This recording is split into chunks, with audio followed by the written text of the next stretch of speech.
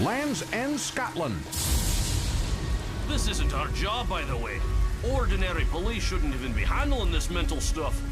Some Norwegian lad trying to smuggle in a wee bit of dope is one thing, but this boat hails from Muir Island, boys. I'm not getting paid enough to handle runaway mutants. He's a 19-year-old boy, man. He's been sick since he was 13, and we've got our instructions. What could possibly go wrong? Oh, for God's sake. Radio Dr. McTaggart at the hospital, and tell her the crew he attacked are dead lads. There's no sign of her boy anywhere. I'm in here, you clown! Although God knows how much longer this stupid old body is going to last me. Sergeant, over here!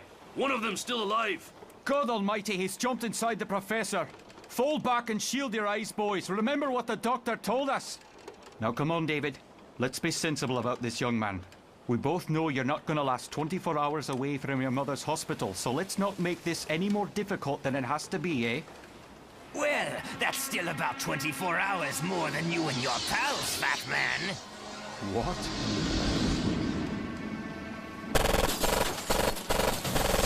Sarge!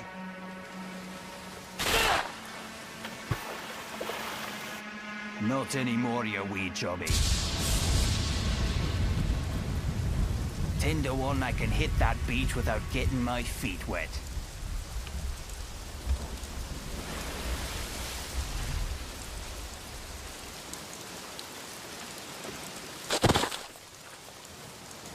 Result. Now let's have a look and see what they're paying big fat policemen these days, eh? Oh, you dancing bear. Burger King, here I come. London, 2 days earlier. Read the professor's little book yet, Storm? Are you nuts? I saw the chapter on a mutant alternative to boom and bust economics and went straight back to Cosmo and People magazine, girlfriend. Well, Cosmo didn't get the Xmen out of school in New York for an 8-week promotional tour, Miss Monroe. And People magazine certainly never took us to London. Do you know I've wanted to go shopping in Carnaby Street since I first saw Austin Powers? Me, I prefer the more touristy stuff myself, Marble Girl, Buckingham Palace, Madame Tussauds, laughing at a country where 60 million people talk like Mary Poppins. Oh no, London's the coolest city in the world, Storm. This is where all the clothes, all the movies, and all the music I've ever loved come from, you Philistine. And you figure all this romantic ambience is going to get big bad Wolverine interested in you again, little genie? Not even close to funny, Aurora. Besides, who cares about Wolverine when Cyclops is this close to plucking up the nerve? I've told you a million times, I'm glad that creep's been blanking me lately. And each time's less convincing than the last, superhero. Listen, you can't exactly talk about love triangles when your boyfriend's teeny pal Iceman hides your press clippings in the bathroom, Little Miss Sorted. Honey, 10 years from now, that Westchester school is gonna be brimming with younger, skinnier mutants, and you and I are gonna be 20-something and ugly. Let's just enjoy the attention while we're the only girls on the team, baby. Whoa! Crazy lady with a gun and a migraine at 2 o'clock, Storm. I believe we've just found our target. Soho. Mom, I'm an Xman, for God's sake. Just because it's Sunday doesn't mean I'm coming home for dinner. Well, just because you're an X-Man doesn't mean you're an orphan all of a sudden either, Bobby Drake. We told Professor Xavier we didn't mind him training you to control this Iceman problem, but we didn't sign a permission slip for any round-the-world trips. Come on, Mom, it's only England, France, Spain, Italy, and possibly Australia. I know I should have told you before, but how dangerous is a New Age lecture tour gonna be? Have you any idea how much of an idiot you're making me look in front of my friends? Just hand it over for a little sweet talking from the master, Ice Boy. Mrs. Drake, this is Wolverine here, ma'am. Your son's on a school trip to England at the moment, sweetheart, but I just wanted to assure you that Colossus and I are taking excellent... yes, ma'am. Colossus is the big, good-looking guy who used to be an arms dealer for the Russian Mafia. And yes, I have been known to kill people with my adamantium claws, but they really weren't the kind of guys decent folks like you were liable to miss anyway. Uh-huh. Uh-huh. Uh-huh. Well, that didn't exactly go as smoothly as planned. Thanks a lot, Wolverine. I'm dead, you know that? Forget Magneto and the Brotherhood of Mutants. My mom's our ultimate nemesis now. By the time you get back home, she'll be giving you an update on Sunset Beach again, kid. Besides, what are you doing leaving your cell phone on in the middle of a narcotics sting, bub? You trying to blow our cover here or what? Intercepting those Miami boys was the biggest stroke of luck we've had in months, and I ain't about to throw away our first real shot at upstaging Cyclops and Beast. That's 3 assignments in a row they've wiped the floor with us, and I ain't looking stupid for a 4th time. Right, Colossus? Right. Now look sharp, and leave the talking to the professional, gentlemen. We're now entering the world of covert operations, where Wolverine reigns supreme.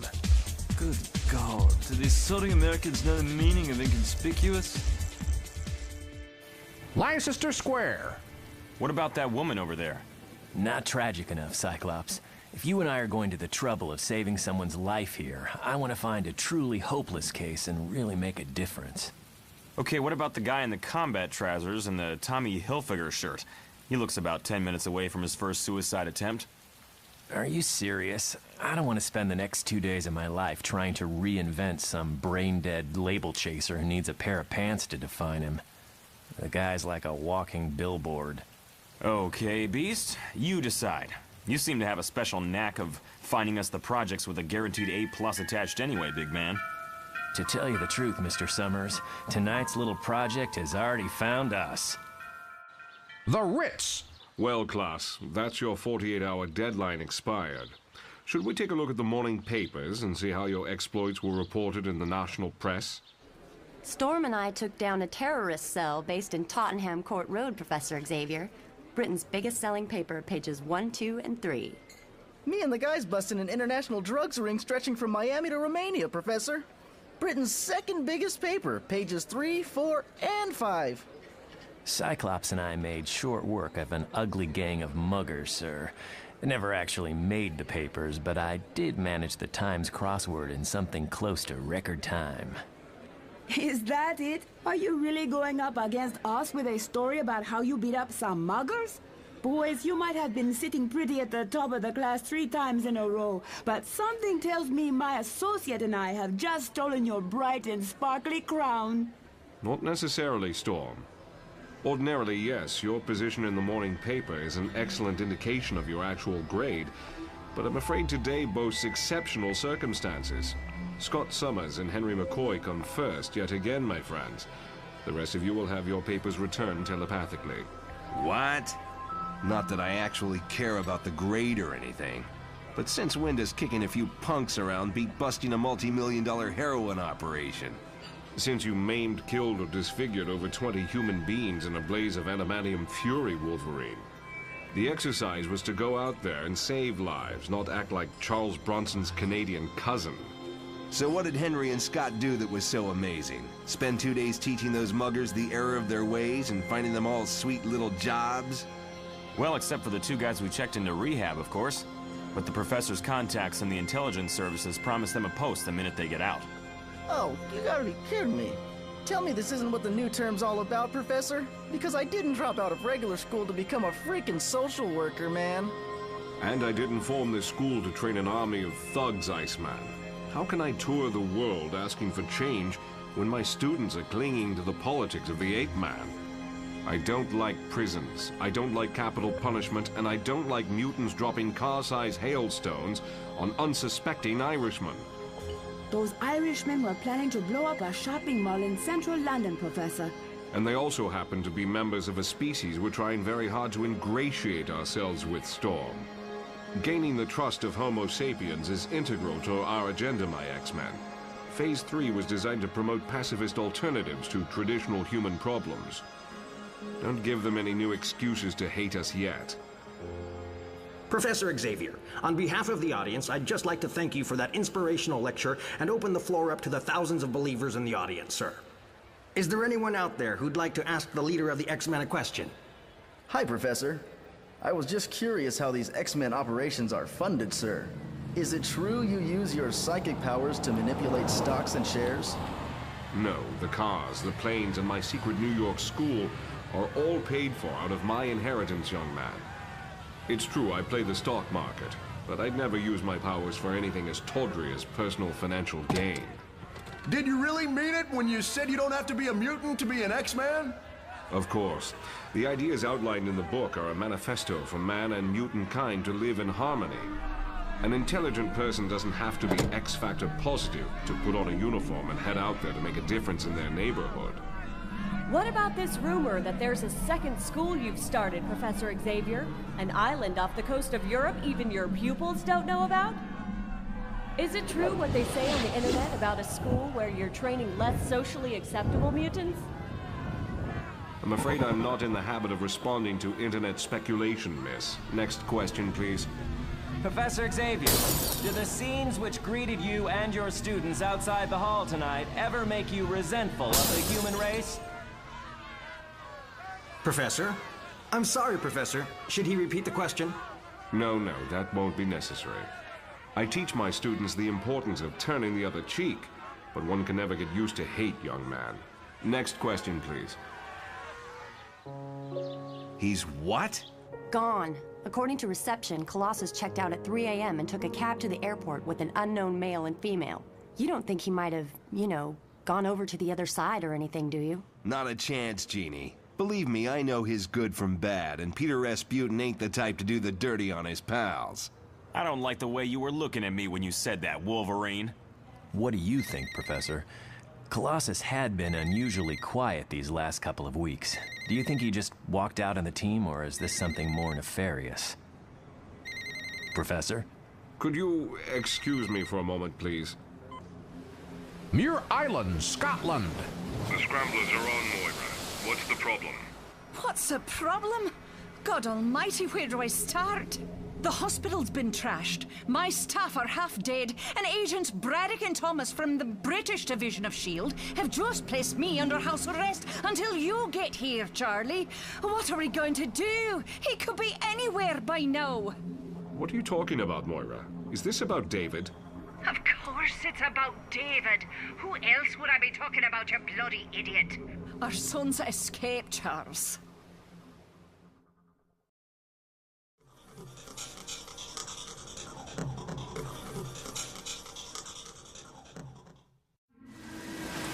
Land's End, Scotland.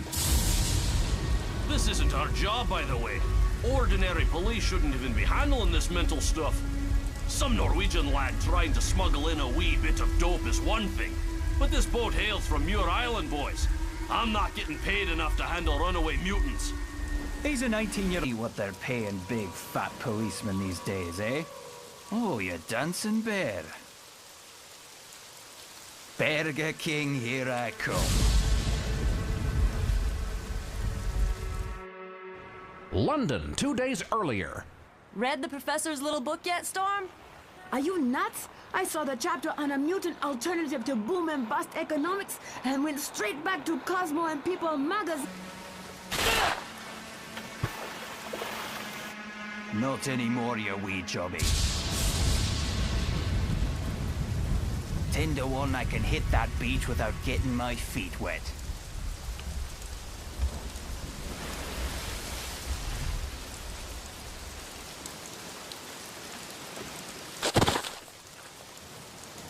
Result.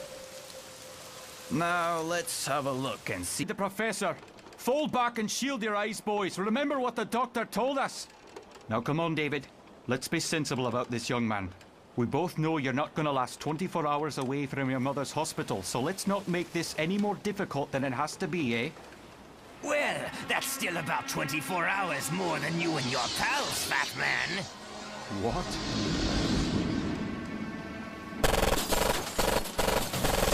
Sarge! Oh boy, man. He's been sick since he was 13 and we've got our instructions. What could possibly go wrong? Oh, for God's sake. Radio Dr. McTaggart at the hospital and tell her the crew he attacked are dead lads. There's no sign of her boy anywhere. I'm in here, you clown! Although God knows how much longer this stupid old body is going to last me. Sergeant, over here! One of them's still alive. God almighty, he's jumped inside.